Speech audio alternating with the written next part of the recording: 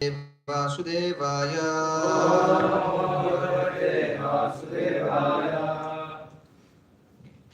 So here we are on chapter 7, the son of Drona punished.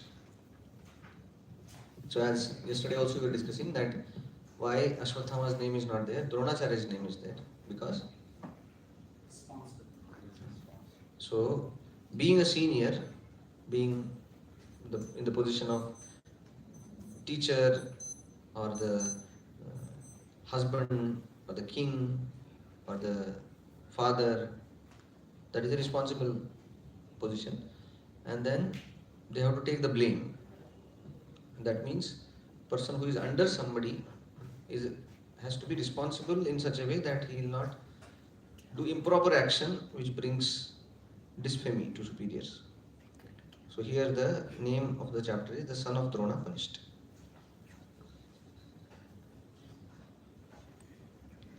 So the first to seventh verse that talks about Vyasadeva's vision and glories of Bhagavatam. So in the first 7 shlokas, how the Lord sees. Lord is seen by Vyasadeva, that is seen. And then that's how the Bhagavatam takes and then there is a glorification of Bhagavatam till text 7.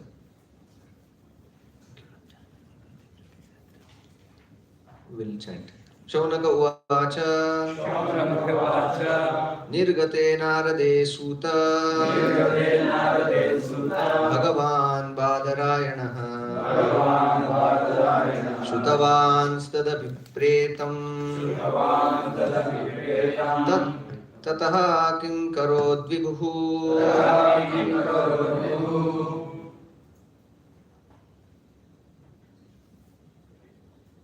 Yes.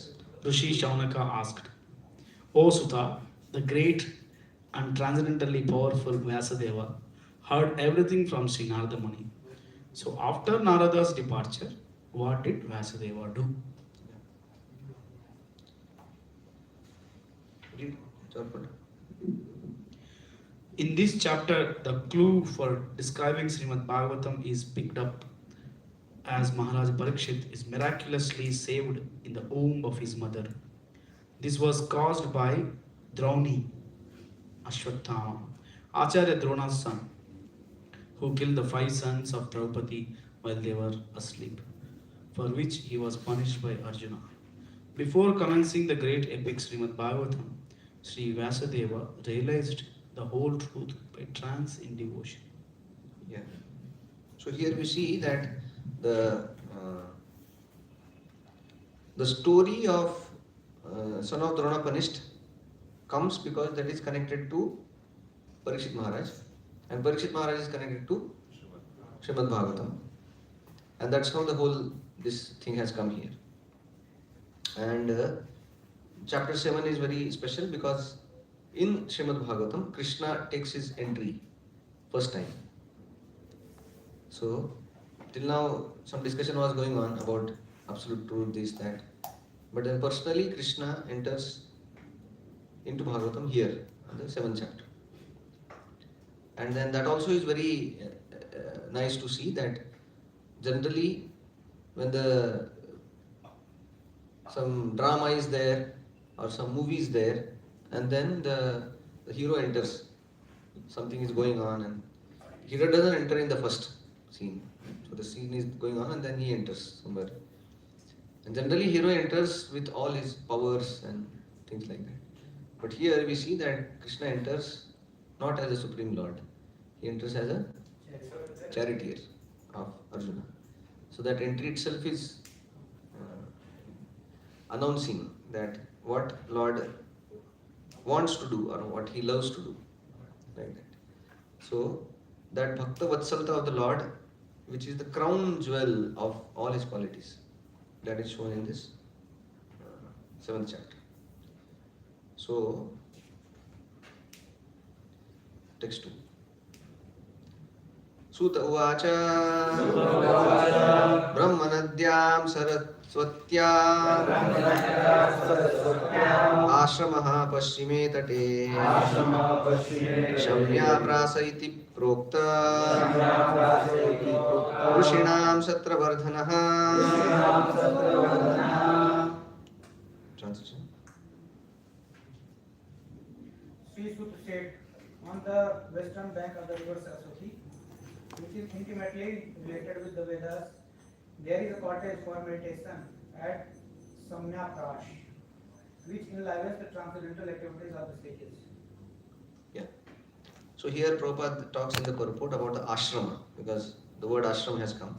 So Prabhupada says that ashrama means where the spiritual culture is foremost. And then Prabhupada says that whether it is a brahmachari ashram, whether it is a grihastha ashram, sannyas ashram, or the vanaprastha ashram, ashram means where spiritual life is considered the topmost. And then Prabhupada writes that therefore, in the end, none of them are less important as far as the spiritual culture is concerned. All ashramas are equal because they are connecting to God, depending on personal capacity. But then, Prabhupada writes, the difference is a matter of formality on the strength of renunciation. And that's how the sannyasis are given high estimation, and he's considered the guru of the whole society because he is renounced. He has given up the whole world in terms of world's social customs, social obligations, and then he has full dedicated to Krishna. Yes. So, this chapter connection 6 to 7.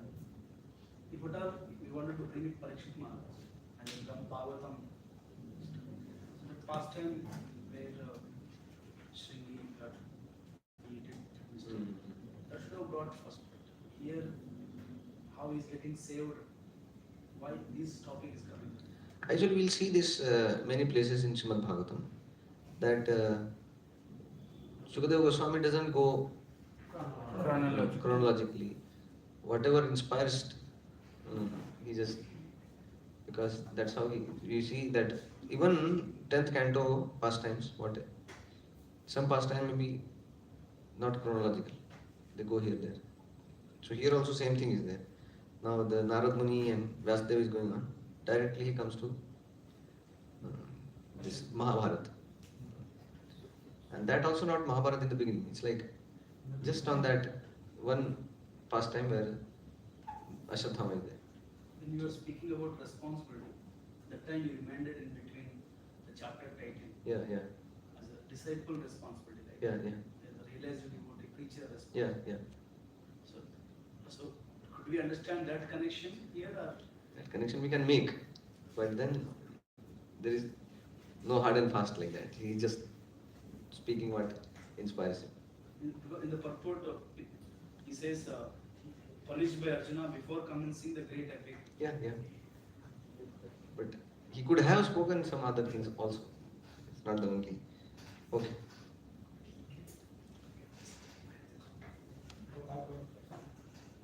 Text third, yeah.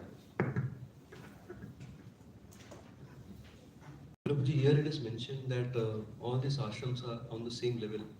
But many times I also find Prabhupada stressing more on the brahmachari ashram, also stressing that it is easy to follow and it is there's not much comparatively austerity what grihasthas undergo.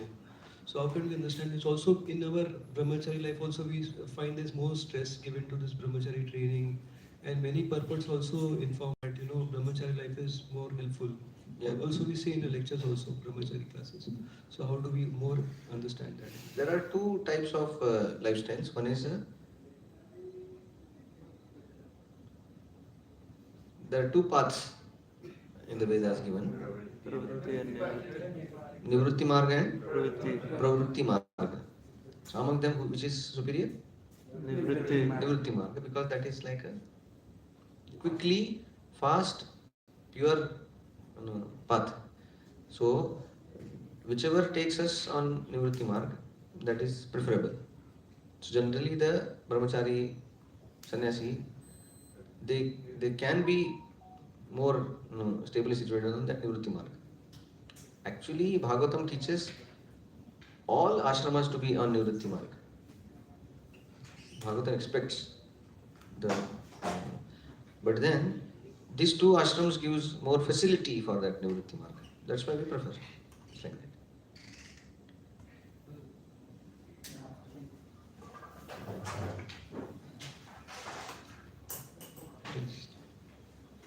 This Pravritti Marg and Nivritti Marg, are they concerned, are they related to Brahmachari and householder? No. They are separated. Huh. Means anybody can take Nivritti Marg or either Pravritti. Yeah.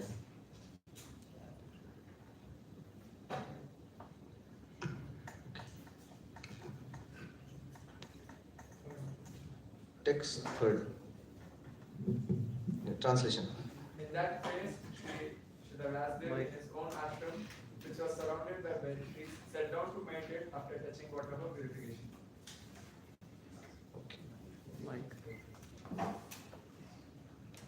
Text 4. Bhakti yoge manasi samyak pranihite male apashyat purusham purnam mayam cha tadapashrayam.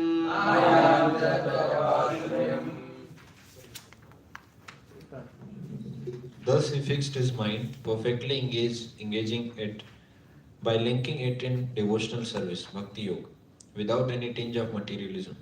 And thus he saw the absolute personality of Godhead along with his external energy, which was under full control.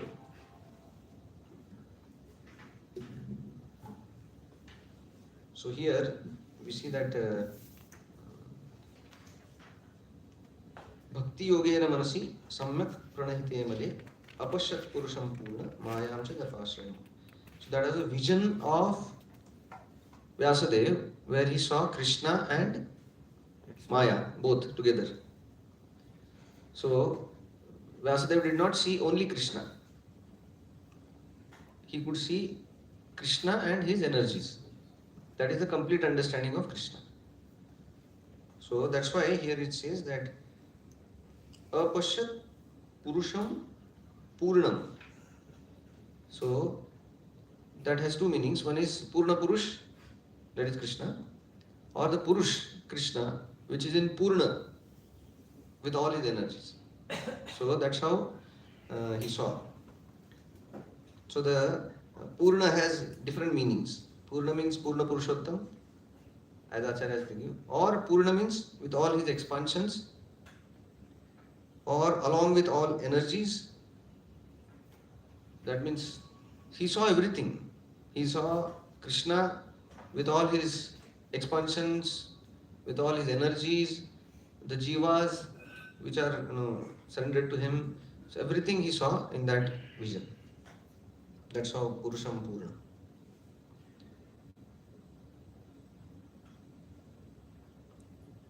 Then in the middle, Prabhupada writes in the purport, the absolute is mentioned here as the Purusha or person. And then Prabhupada goes on telling that how that person is eternal, original. And then Prabhupada writes, the internal energy is there along with the absolute person as the moonlight is there with the moon. So the moon and moonlight, sun and sunlight, they are like inseparable. So similarly, Krishna and Krishna's energy inseparable.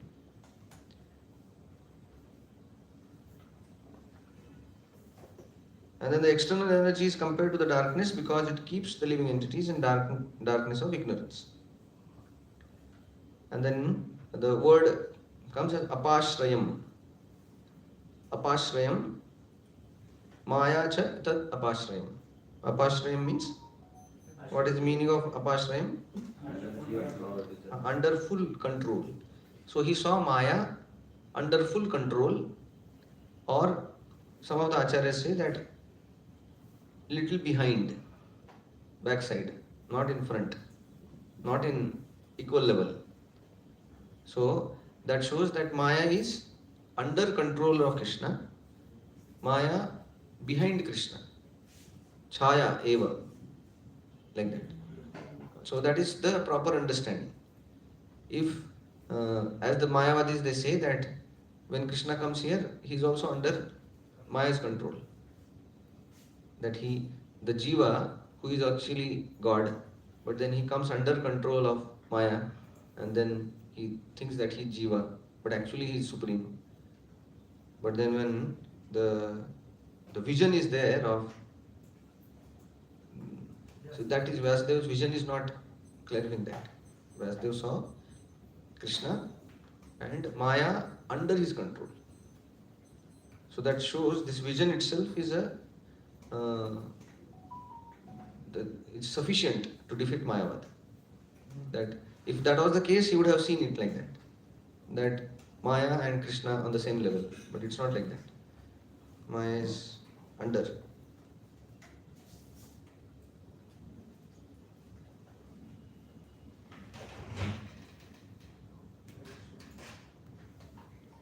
Yeah.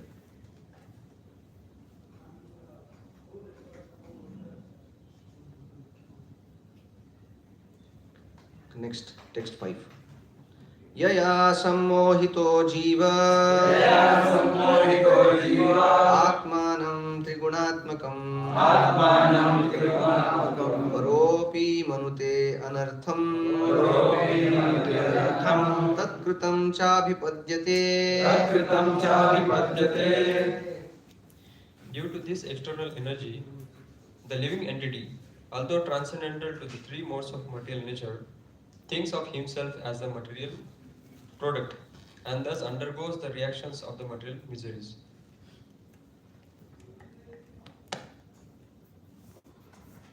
So this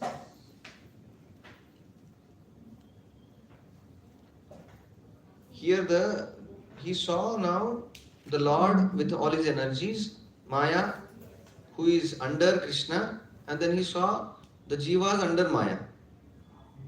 So that also he saw. So here he is talking about how the Jivas suffering due to Maya.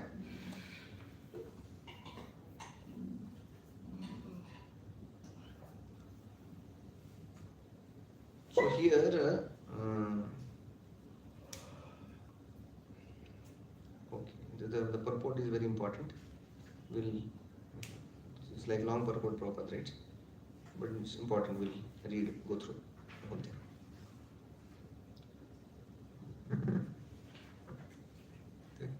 So here, similar verse also comes in Bhagavatam.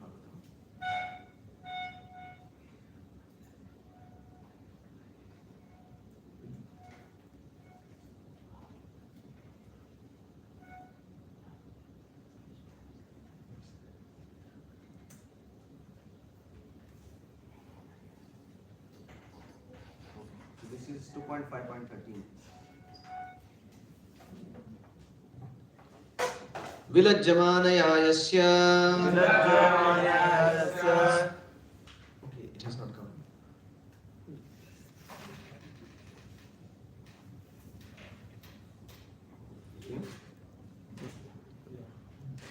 Vilajjamanaya yasya. Sthatu mikshapathe muya. Vimohita vikathante. Mamahamiti durdhiyaha. Somebody? The illusory energy of the Lord cannot take precedence, being ashamed of her position, but those who are bewildered by her always talks nonsense, being absorbed in thoughts of it is mine and it is I and it is mine. Yeah, so here we see that second canto describes the whole material creation and things like that. So here it says the illusory energy of the Lord cannot take precedence, being ashamed of her position. Vilajjamana. That when she comes in front of Krishna, she is ashamed or she is under control. The way a chaste woman comes in front of a husband, she is not dominating or she is under shame, under proper etiquette, she remains. So like that. So here also, that are how the vision of the Vyasadeva. And then here, how the Lord is suffering in this world, that is given. How the Jiva is suffering under the clutches of Maya, that is given. And how that happens, that is also given. Yeah. Prabhupada writes very nice purport. Because here he says paropi. Paropi means yeah, although transcendental. Who is although transcendental? Jiva, although transcendental, like Lord only. Lord is also transcendental. Jiva is also transcendental. So although Jiva is transcendental, still it comes under Yaya Sammohito Jiva, that he becomes bewildered. So why it happens, that is given here.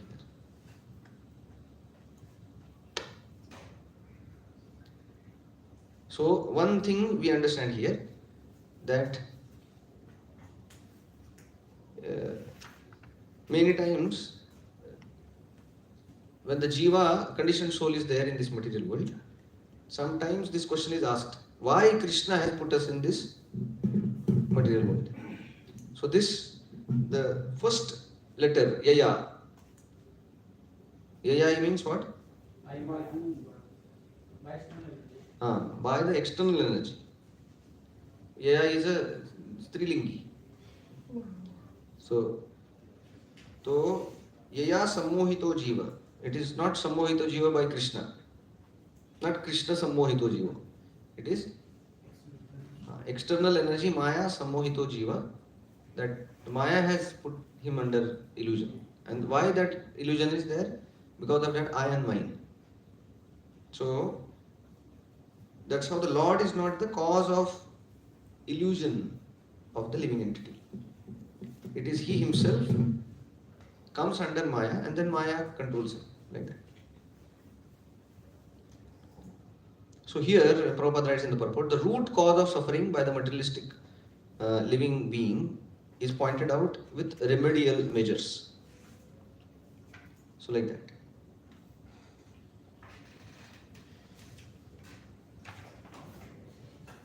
Okay.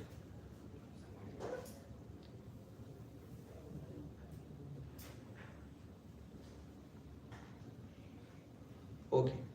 Then the thing comes that living being is by constitution transcendental to material encasement, but he is now imprisoned by the external energy and therefore he thinks himself one of the material products. And due to this unholy contact, the pure spiritual entity suffers material miseries under the modes of material nature.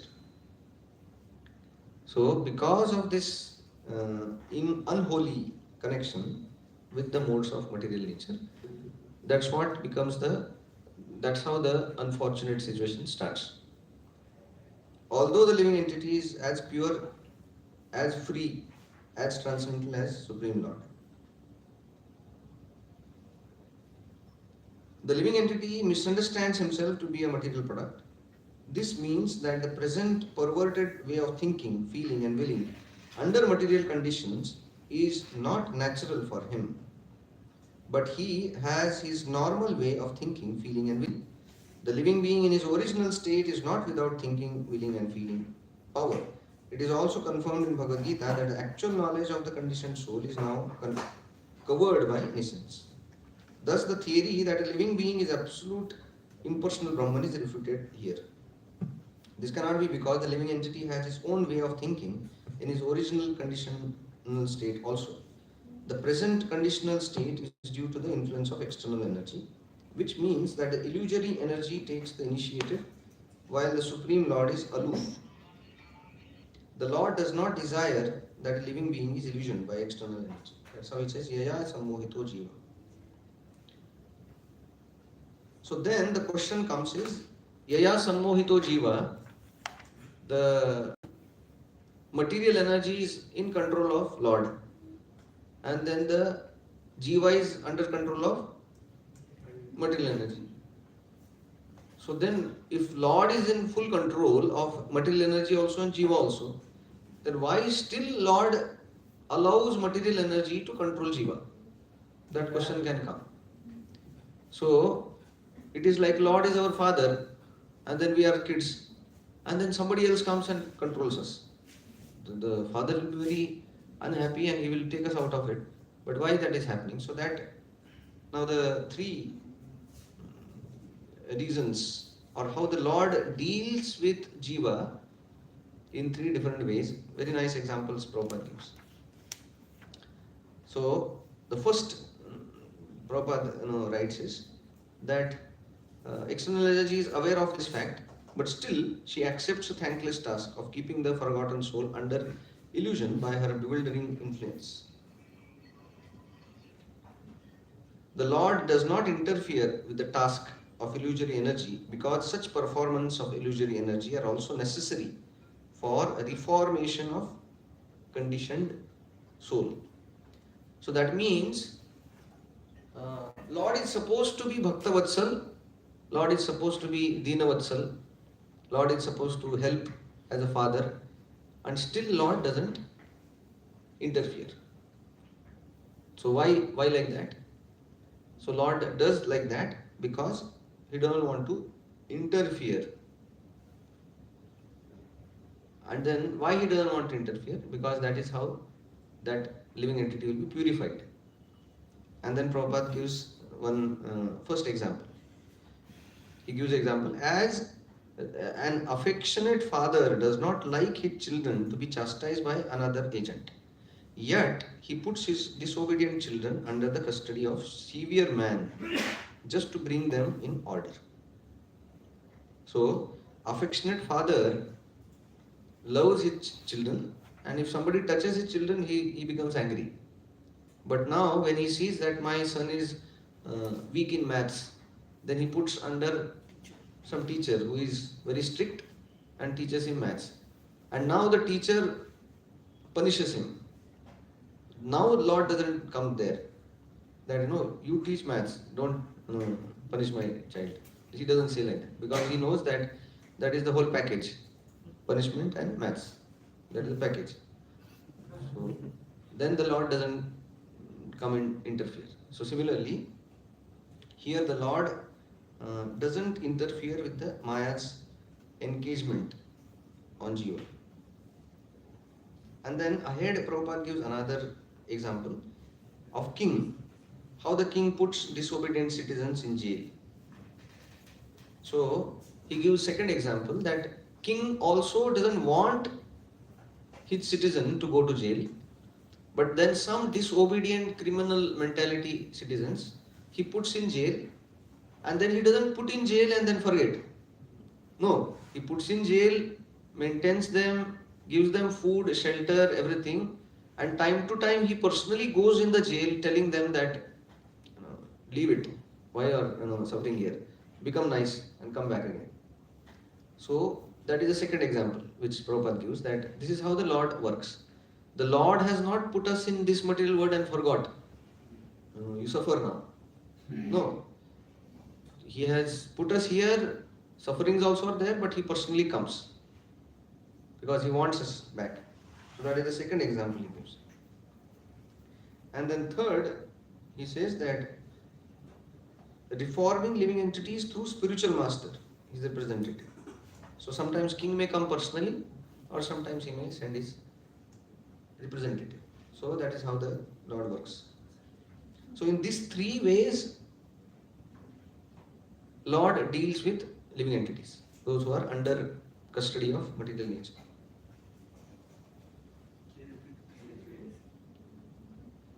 He acts like an affectionate father, putting the child under tuition teacher.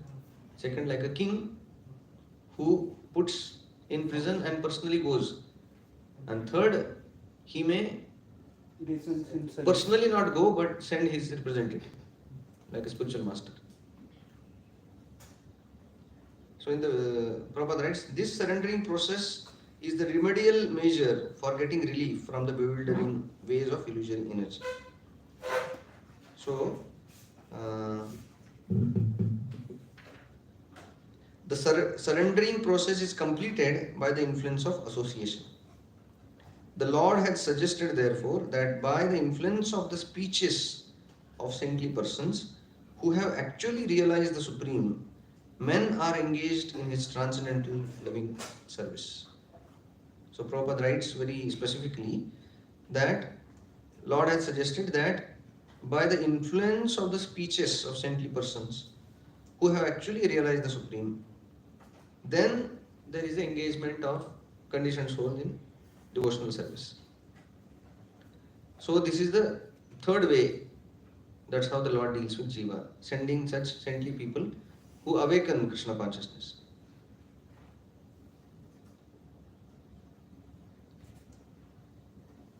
So after the further Prabhupada writes, this means that the conditioned souls are being reclaimed by the Lord both ways, namely by the process of punishment by the external energy of the Lord and by Himself as the spiritual master within and without.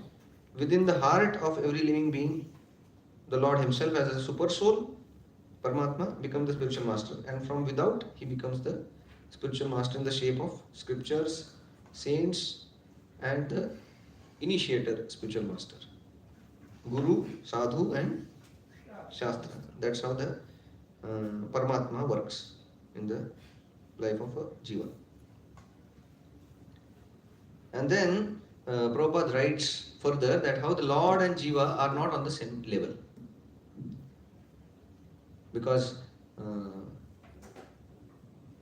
the vision of Vyasadeva is not neither the Maya and Krishna on same level, Maya cha tadapashrayam, and Yaya sammohito Jiva. The Jiva also is not equal to the Lord. Neither the Maya is equal to the Lord. So it is like a proper understanding of all three aspects: Maya, Krishna, and Jiva. Krishna is on top, under that Maya, under that Jiva, like that. So here Prabhupada writes that how the Lord and Jiva are not on the same level. He says if the living being and the Lord were on the same category, then it would have been quite possible for Vyasadeva to see it. There would have been no question of material distress on the part of illusioned being, for the Supreme Being is fully cognizant. So he saw the Lord fully blissful, and then he saw living entities suffering under Maya. So that itself shows that there are two things. One is a suffering Jiva and there is a blissful Lord. So they cannot be one. And then ahead, Prabhupada writes, Srila Shukadeva Goswami would not have taken the trouble to describe the transcendental pastime of the Lord, for they would all be manifestation of illusory energy. So he says that if the Jiva and Krishna, they are same, then there is a Krishna's pastimes and there are Jiva's pastimes. Both are on the same level. Right? So, but it's not like that. When the Lord plays in the mud, that comes in Bhagavatam. We play in the mud, that doesn't come in Bhagavatam. So Lord, whatever He does, that comes in Bhagavatam. So that itself shows that His activities are transcendental, our activities are not transcendental. So if our activities were also transcendental, then Shukadeva Goswami should not have taken trouble to specifically take the activities of only Lord and then state. And then Prabhupada writes ahead, Srimad Bhagavatam is the summum bonum remedy for suffering humanity in the clutches of Maya. Srila Vyasadeva therefore, first of all, diagnoses the actual disease of the conditioned soul, that is, their being illusioned by the external energy. So what is the actual disease? Yaya sammohita, that is the disease, that the conditioned soul is bewildered, illusioned by the external energy. He also saw the perfect Supreme Being from whom illusion energy is far removed. Though he saw both the diseased conditioned souls and also the cause of disease. And the remedial measure are suggested in the next verse. Both the Supreme Personality of Godhead and the living beings are undoubtedly qualitatively one, but the Lord is the controller of the illusionary energy, whereas the living entity is controlled by the illusory energy. Thus, the Lord and the living beings are simultaneously one and different. Third point, which Prabhupada is talking about, why Lord and Jiva are not same level. He says that eternal relation between the Lord and the living being is transcendental. Otherwise, the Lord would not have taken the trouble to reclaim the conditioned souls from the clutches of Maya. If everybody is Bhagavan, then why Bhagavan should come as avatar? It's like that. Because I'm also avatar. Then why Krishna has to come here? I'm only avatar. So he says that Krishna comes to reclaim the fallen souls, not reclaim the other avatars. So it's like that. So if Krishna is coming, then others are living entities. Okay. So text 6 is the remedy. Text 5 was the diagnose of the suffering of conditioned souls. Text 6. Anarthopashamam sakshat bhakti yogam adhokshaje lokasya janato vidvans chakre satvata samhita. The material miseries of the living entity, which are superfluous to him, can be directly mitigated by the linking process of devotional service. But the mass of people do not know this, and therefore the learned Vyasadeva compiled this Vedic literature, which is in relation to the supreme truth.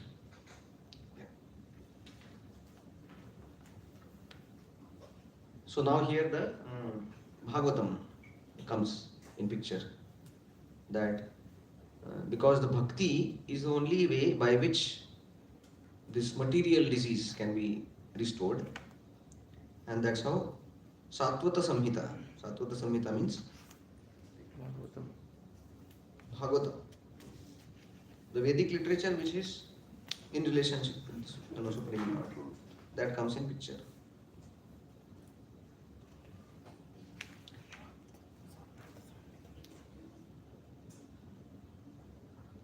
So here, Prabhupada writes, complete unity of the personality of Godhead includes his part and parcels also. He saw therefore his different energies, namely his internal energy, marginal energy and external energy. He also saw his different plenary portions, parts of the plenary portion, namely his different incarnations also. And he specifically observed the unwanted miseries of the conditioned souls who are bewildered by external energy. So basically, Purna Purusham he saw. That means he saw everything. And then Prabhupada writes ahead, it is a great transcendental science and begins with the process of hearing and chanting the name, fame, glory, etc. So the bhakti means hearing and chanting. It's starting with hearing and chanting. Then Prabhupada writes ahead, a revival of the dormant affection or love of Godhead does not depend on the mechanical system of hearing and chanting, but it solely and wholly depends on the causeless mercy of the Lord. So this bhakti process is chanting, hearing, reading, but then that bhakti is not mechanical. It is not that by reading some particular thing, then you achieve Krishna. No, not like that. Somebody was telling that somebody who has this kind of idea, mechanical process. So, in our temple only there was one very old one devotee was there full time, and he was very expert in this slokas. He had memorized almost all slokas of Bhagavad Gita. And then he's so foolish. Once he asked Gopal Krishna Maharaj, how many slokas you know? So other devotee chastised him like anything. That so he feels that I'll achieve Krishna by memorizing Bhagavad Gita, because that has to be done. So the memorizing Bhagavad Gita is important, but then that is not all important, because we are remembering slokas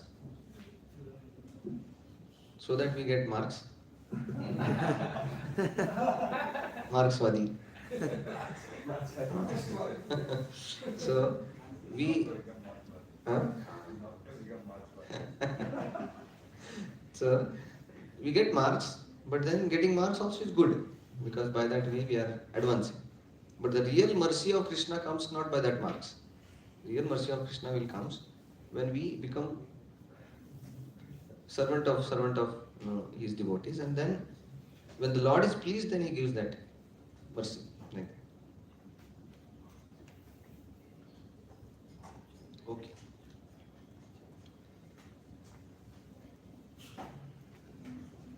So that's why he says that it's not a mechanical system, it solely depends on the causeless mercy of the Lord. Even with the prescribed forms of hearing and chanting, there is once mitigation of the superfluous and unwanted miseries of material existence. What he says here is that even with mechanical chanting, mechanical hearing, mechanical speaking, that itself can take away all the miseries of conditioned souls. What to speak of when they are done properly. So even the beginning stage of bhakti, even if not fully proper, that itself is so powerful that that also takes away the miseries of a living entity. And that's how that one story is there, that once one thief went in the garden of king.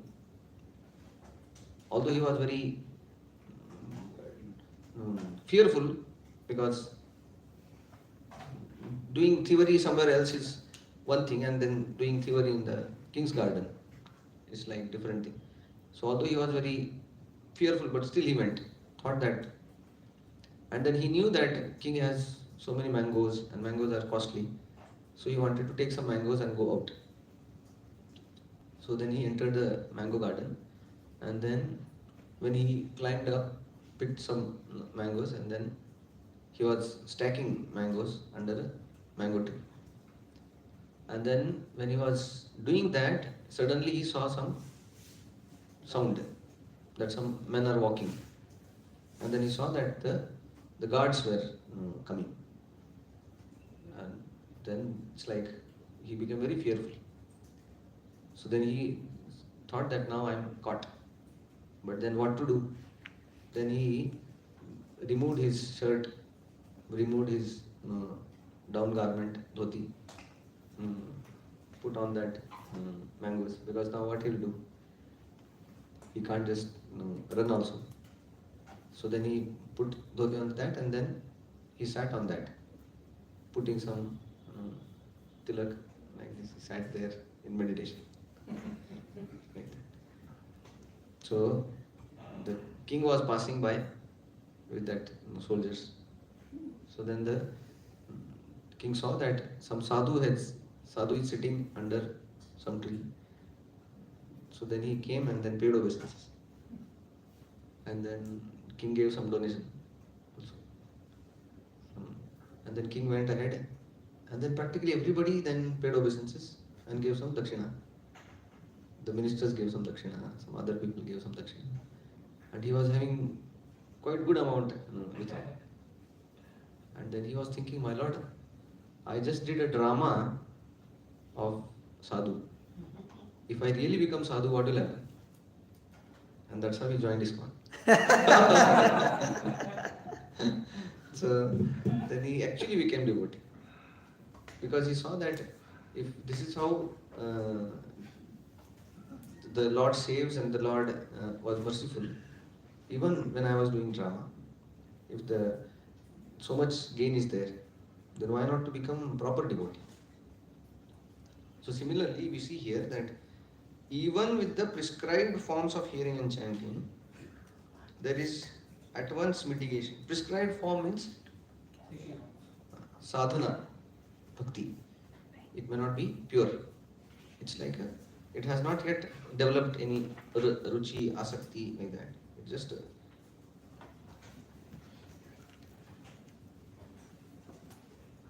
okay. Text 7. Yes. So, Okay. what is the meaning of this superfluous to him? Superfluous word. Superfluous means More than needed, Guruji. Overflow. We just checked in dictionary. huh? In the dictionary it is given more than needed or not needed. Yeah, that But is here- one meaning, but here it is not. Serving no useful purpose. Huh? Serving no useful purpose. What is that superfluous? Or unnecessarily imposed. The material miseries of the living entity which are superfluous to him can be directly mitigated. So here the superfluous means it is the way we say dharma. Dharma is a innate quality, Hmm. but this suffering, what is happening is not innate. It is an external, which is not his. It's a covering. It's like that. So superficial, like that. It is not innate. So it seems in the purport Prabhupada is saying like superfluous and unwanted miseries of material existence. Yeah. That means there are miseries which are not superfluous. I mean, it points towards No, material misery is superfluous Hmm. Okay. to soul, because that's how it had come here. Hmm. That although the soul also is transcendental, Hmm. it had come, but still he's under control. What was that? Paropi Manute. Paropi means although the Supreme Lord, that came in the 5th. Which verse? Fifth, Paropi. Yeah, Paropi Manute. Paropi means although transcendental, still he is suffering. So that is superfluous. Okay. Okay. So we are on 6th. Done. 7. Okay. So we'll have 7th shloka. यस्या वै श्रूयमाणायां कृष्णे परमपुरुषे भक्तिरुत्पद्यते पुंसः शोकमोह भयापहा Simply by giving oral reception to this Vedic literature, the feeling of loving devotional service to Lord Krishna, the Supreme Personality of Godhead, sprouts up at once to extinguish the fire of lamentation, illusion, and fearfulness. Okay, so we see here that now first Vyasadeva saw Lord, material energy and the conditioned souls, and then he understood why the conditioned souls are suffering, and then he gave bhakti as the process. But now how that bhakti comes, so that is told here, that when the bhakti utpaddite pumsaha, how shruyamanayam, when we hear transcendental subject matter, then that bhakti comes. And then when the bhakti comes, then that conditioned soul is revived from the clutches of Maya. So he says simply by giving oral reception, that is Prabhupada's amazing translation. Oral reception means there is a reception. Reception means somebody has come to your home, then you go on the gate and then you receive him and take him inside. That is a reception. Oral reception means Krishna has come, mind goes, takes Krishna and comes in. So that's how it has to be received. That's why when we chant Hare Krishna, mind has to be there. Otherwise that is not called as the reception. That means the person, he comes inside and nobody is there. Then he goes out. So the reception means somebody has to be there to receive. So when Krishna is coming in the form of holy name, Krishna is coming in the form of Bhagavatam, Krishna is coming in the form of pastimes, Leela, then somebody has to be there to receive. So the oral reception, he says, that when submissively and attentively, when we are there to receive, then that reception creates a result. So he says, simply by giving oral reception to the Vedic literature, the feeling of loving devotional service to the Lord, Krishna, the Supreme Personality of Godhead, sprouts up at once to extinguish the fire of lamentation, illusion, fearful. So if you are Shruyamanaya, you are hearing, there are two results of that. First result is Bhakti Rutpadyate Pumsaha, and second is Shoka Moha Bhayapaha. So Shoka Moha Bhayapaha, that is the secondary result of Bhakti. Primary result is Bhakti Rutpadyate. So that Bhakti Utpadyate is the primary result. Shoka Moha Bhaya is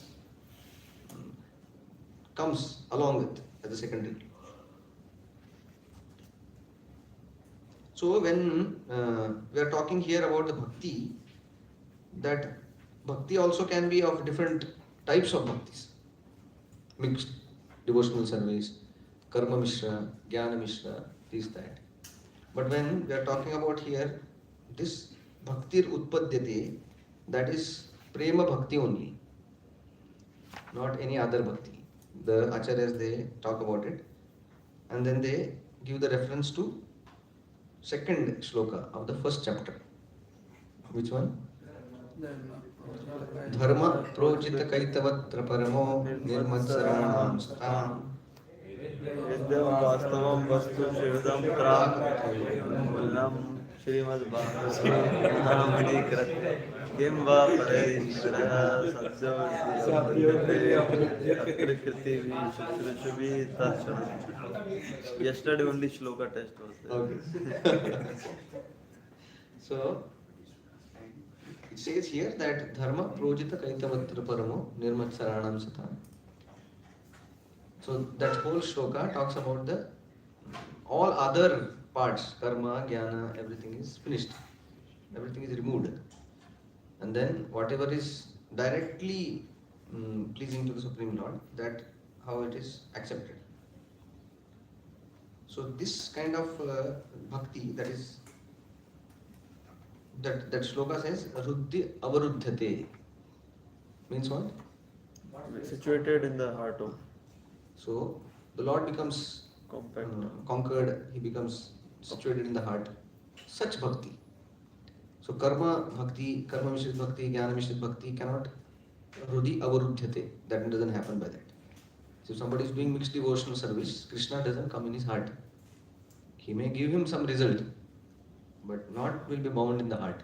So rudhi avaruddhate happens only with prema bhakti. So what bhakti is talked here is prema bhakti, not. Yeah. So here the Vishwanath Chakravarti Thakur writes in the commentary on this verse. He gives this Kaimutika Nyaya. Kaimutika Nyaya means Kim Utaha. Kim Utaha means क्या कहा जाए. तो ये ऐसा है तो इसका तो बात ही नहीं करनी. So there he says that this Shravan of Bhagavatam gives prema bhakti. That is so powerful. Just by hearing, कुछ करना नहीं है आपको. सिर्फ कान तो खुले ही है ऑलरेडी. आँख तो खोलना पड़ता है. कान तो ऐसे खुले ही है. तो वो खुले कान सिर्फ रखना है वहाँ पे जहाँ पे वो साउंड है, चलना है. So if somebody just does Shravan, that gives prema bhakti, highest. So then he says, if that is so, then someone engages others in Shravan. उसका तो क्या कहना फिर? तो खुद अगर पहले उसको प्रेम भक्ति मिलता है, तो अभी वो खुद भी प्रेम भक्ति पा रहा है और दूसरों को भी श्रवण करवा रहा है. Like somebody is arranging Srimad Bhagavatam class, then उसका तो और क्या है? Okay.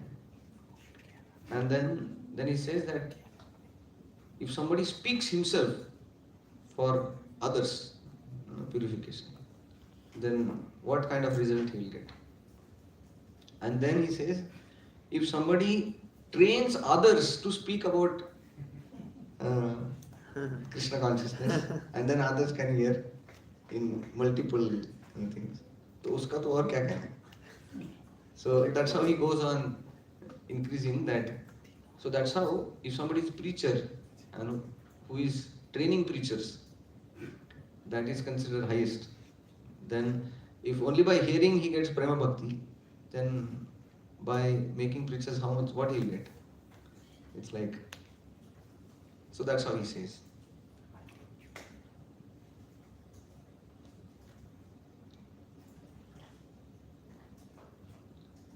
Okay,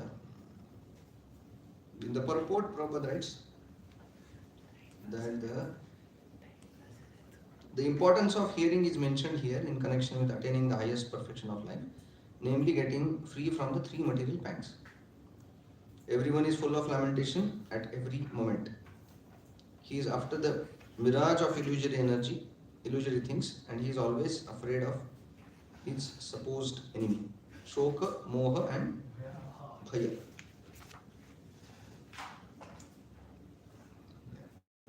And then Prabhupada writes here, love is a word which is often used in relationship with man and woman. Generally we find this, जब हम प्रेम बोलते हैं तो तुरंत याद आता है कि एक प्रेम मतलब एक लड़का है लड़की है एक. So then he says that and that is very true because Prem is always in लड़का and लड़की or the Purusha and Prakriti. So because we are Prakriti and Krishna is Purusha, that love is the best word to be used, that relationship. There can be no other good word for that relationship.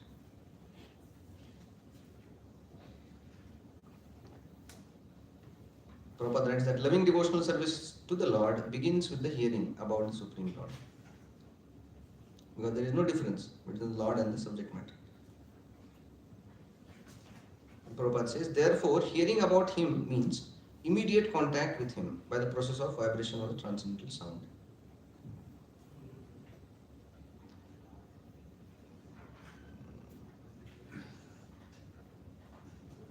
In the Prabhupada writes very nicely here. He says, by hearing the subject matters of Srimad Bhagavatam, this false complexity of materialism is removed and real peace in the society begins.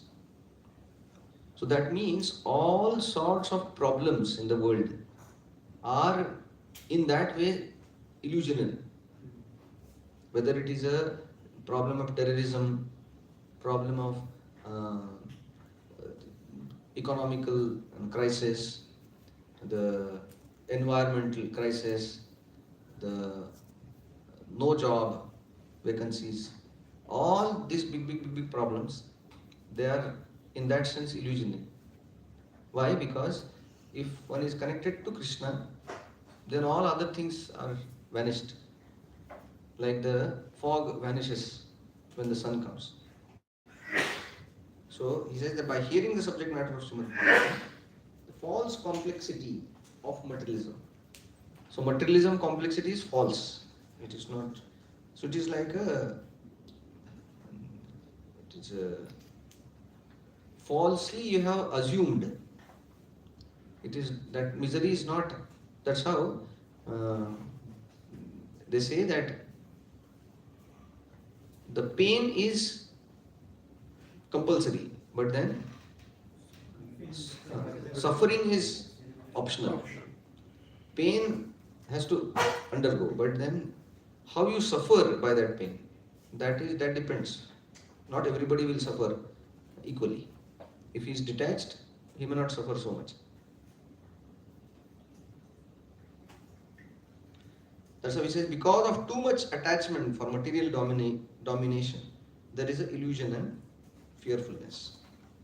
Therefore, the politicians' peace conferences cannot bring about peace in society. Until we reach the stage of re-establishing our lost relationship with Krishna, the illusion of accepting the body as the self will prevail, and thus fearfulness will also prevail.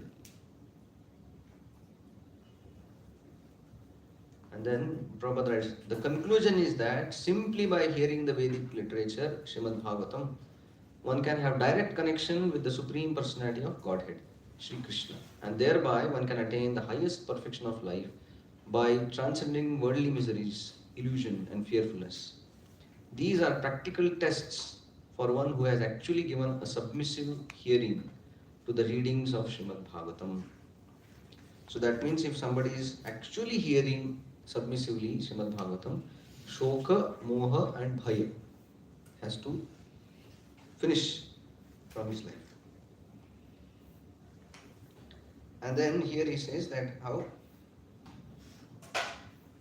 till the point somebody is in illusion, and this illusion of Maya is created by giving us different types of abhinivesh. Because that shloka comes in Bhagavatam, that how the fear is the main thing.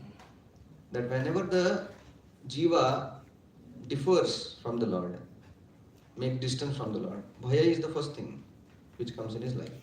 Which shloka? Bhayam ditva niveshatasya. Bhayam Dvitiya Dvitiya abhiniveshatasya ishadapetasya viparyayo smutihi. So, how that happens is, when he comes out of the Lord, then the immediately, like for example, some child is there, he is walking with his father, catching his hand. But then he wants to walk alone on the street. Then he leaves the hand of the father. Father says, no, no. But then he leaves and then goes on the middle of the road. And then he sees big lorry coming. He becomes very fearful, comes back again running. So similarly, the living entity, when he leaves the hand of the Lord, comes to this material world, the first thing happens is Vaya. That he becomes very fearful. And that fearfulness can be seen in every industry. You take any industry, the cause is fearfulness only. Whether it is a pharmaceutical industry, whether it is the food industry, whether it is some fear is there. To mitigate that fear, that industry has come. It's like that. So everywhere, like now people go to school. Why? Because there is a fear that if I don't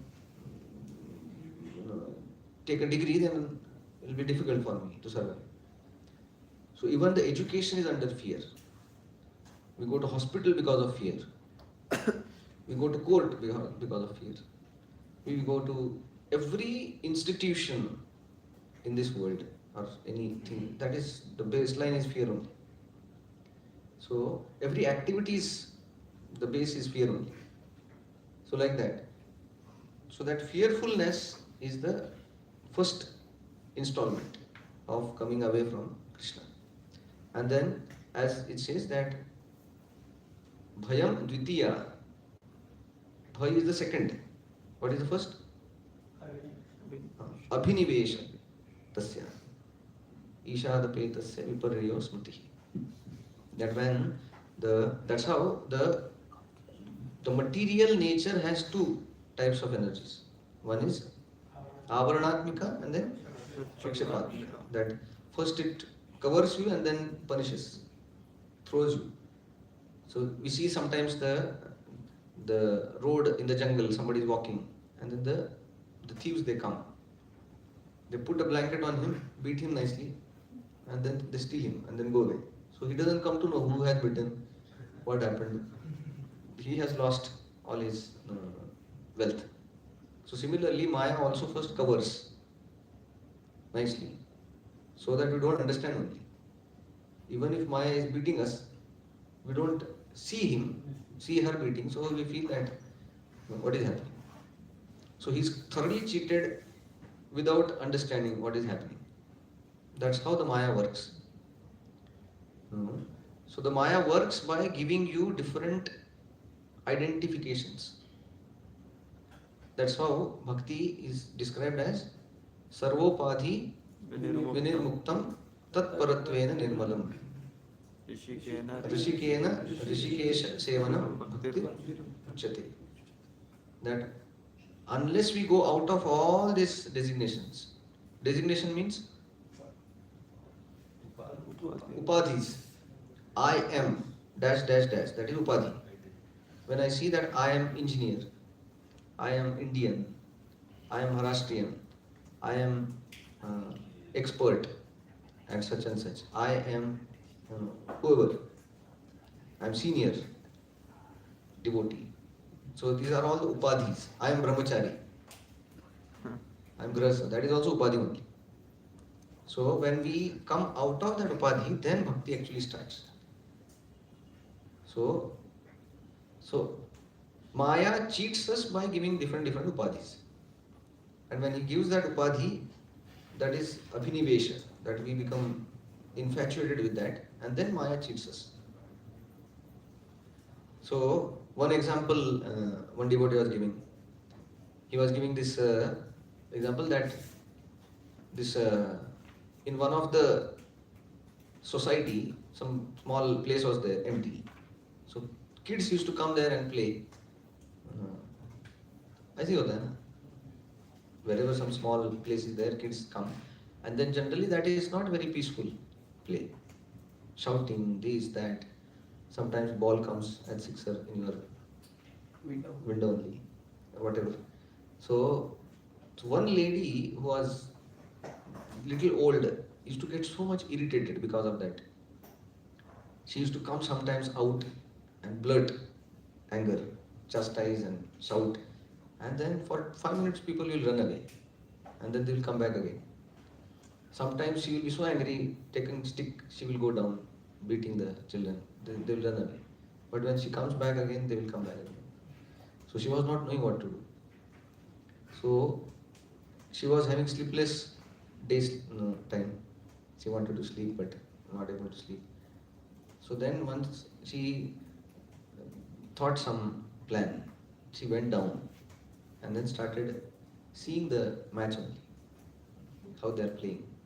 So they were very surprised that how this lady who shouts every day, now he's coming and sitting and playing. Not playing, seeing the play. So then the lady at the end of the play, she said that, see, I am happy that you are playing here. My proposal is this. I'll pay 500 rupees each for each player who plays here every day. So that everybody was thinking that, what happened? What is this? So they said, no problem. हमको क्या कोई problem तो है नहीं. By playing we are getting 500 per day. No problem. So then she started paying them 500 rupees. And then slowly she started putting some clause also that you have to come at this time only. If you come late, no 500 rupees. Then everybody used to come on time, go on time, and like that. And then she was giving 500 rupees every day. After 1 month, she said that, see, 500 is not possible. That's too much. I can give you 200 rupees. They said, hey, kya hai? So they said, okay, no problem. 200 chalega. Then she was taking attendance. If somebody is coming late, thrown out. So then 200 rupees going. Third month she came, she said, see, this 200 is not possible. I'll give 2 rupees per day. They became so angry, they said, कि हम भिखारी है क्या? तुम्हारे 2 रुपए के लिए हम प्ले करेंगे क्या यहाँ पे? नहीं करना है हमको. छोड़ के चले गए. So she was very intelligent. Actually they came for playing only. But then she made them that you are not player. She gave them corporate feeling. She made them corporate. They were actually kids. But when they became corporate, then the whole mindset was not to play. Mindset was to earn money. Upadhi changed. The Upadhi changed there. And when Upadhi changed, she kicked them out by changing some parameters. So Maya also, actually Maya cannot touch us because we are spirit, we are pure, we are transcendental. Maya has no connection. But then Maya changes our identity. She makes us feel that we are body. Then she can play her tricks. And that's how our Acharya says that Jeev Krishna Das ए विश्वास कर ले तो और दुख नहीं. when somebody understands fully that he is Krishna Das, he is not a corporate, he is not a brahmachari, he is not a male, he is not female, he is not Indian, he is not anything, then Maya cannot touch. Then he is always blissful. The misery come when you forget who is Lord and we forget who we are. So that is how the Maya catches living entity. Okay, so we will end here for today. Hare Krishna. Attendance?